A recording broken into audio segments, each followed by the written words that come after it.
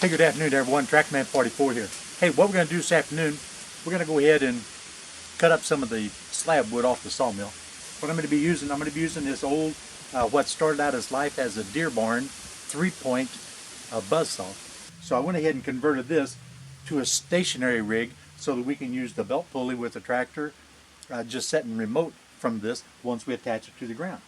But it only takes 2 bolts and this whole thing slides right off of the 3-point lifting arms that you see right here, lifting pins you see right here, and this just flops apart and is removed, and you go back to picking it up with a standard category 1 3-point. But for now, we're going to use one of the old Massey Harris 30s, I think, and set it over there and hook up the 5 belt to it. But first thing we got to do is we got to go ahead and pin this thing down. Now, because we have to back the tractor up and lock the brakes on the tractor and rely on the weight of the tractor to create the tension on the belt to avoid slippage, we have to drive our pins at an angle that's opposite the direction of pull.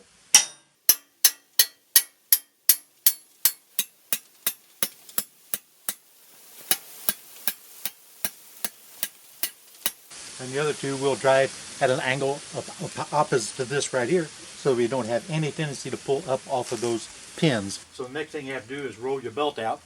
And for those of you that haven't come up on a farm and haven't ever done a lot with belt-driven equipment, it's all by alignment, just by sight alignment. So I like to roll my belt out and then just use that as a guide to try to get me pretty close to alignment. Sometimes you get lucky, make it on the first try. Other times it takes a couple of tries.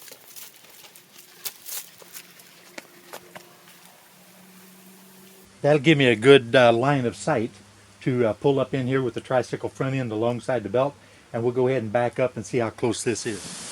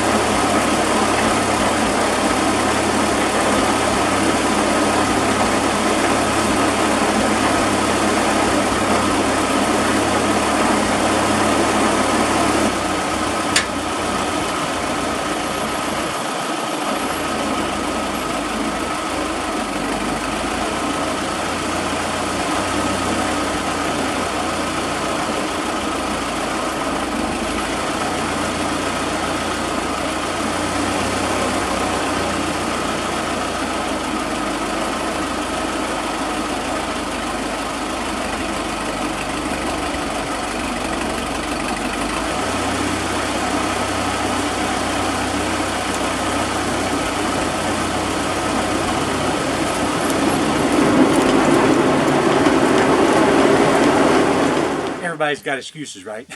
Did you notice when I pointed to where my left wheel jammed into the wood pile, I literally needed to swing over just a little bit farther. If you notice back here on the back pulley, I'm running off to that side of center. Just a little bit, because I couldn't swing the front end quite right. But it's probably going to stay on there simply because I'm running pretty close to the center of the pulley back there. Now, this thing is really old and dry, and it's going to take a while before all the clumps run out of it. But it should settle down after a little bit.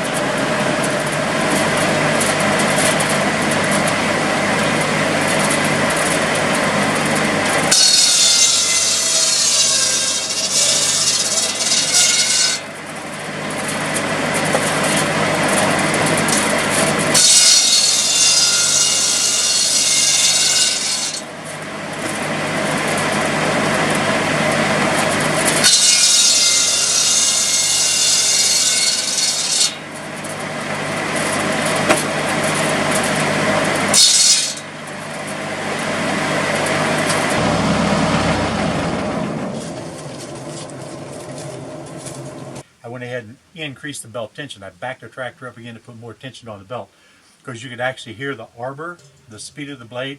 You could actually hear that slowing down in the cut in some of these larger, more thicker pieces of wood. And you don't want that. You want to maintain a certain rim speed in order to make an efficient cut. Now, I know there's going to be a lot of people, or some people will probably say something about how dangerous it is standing in front of the blade.